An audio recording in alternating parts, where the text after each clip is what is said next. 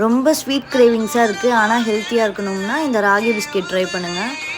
அதுக்கு 1/2 கப் ராகி மாவு சலிச்சிட்டு எடுத்துக்கலாம்.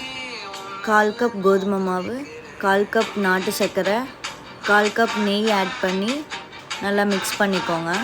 நல்லா மிக்ஸ் பண்ணதுக்கப்புறம் மணல் மாதிரி வரும். அந்த டைமில் கொஞ்சமாக பால் ஊற்றி நல்லா பிசைஞ்சு வச்சிடலாம். நல்லா அடிகனமான பாத்திரத்தை உப்பு போட்டு ஒரு 5 மினிட்ஸ் ப்ரீ ஹீட் பண்ணிடலாம். ரெடி பண்ண ராகி மாவை நல்லா பால்ஸாக உருட்டி வெடிப்பு இல்லாமல் நம்ம ப்ரெஸ் பண்ணி பிஸ்கெட் ஷேப்க்கு எடுத்து வச்சுக்கலாம். இட்லி தட்டில் கீ அப்ளை பண்ணிவிட்டு ரெடி பண்ண மாவை அந்த பிளேட்டில் வச்சிடலாம். ஒரு ஸ்பூன் வச்சு ப்ரெஸ் பண்ணால் இது மாதிரி கோடு விழும். நம்மளுக்கு பிடிச்ச டிசைன்ஸை நம்மளே மேக் பண்ணிக்கலாம். கொஞ்சமாக நட்ஸ் ஆட் பண்ணிக்கிறேன். இது ஆப்ஷனல் தான்.